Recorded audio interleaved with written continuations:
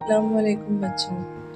Today we will learn the sound of letter G and the words started from letter G. आज हम letter G की आवाज़ देखेंगे और उससे शुरू होने वाले अल्फाज सीखेंगे. लेटर G का साउंड होता है ग.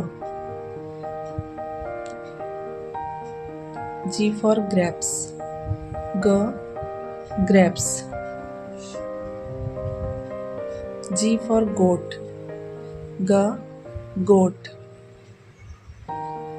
G for gun.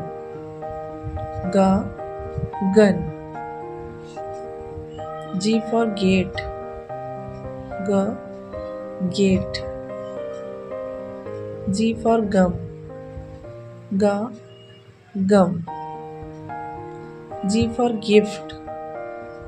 G gift.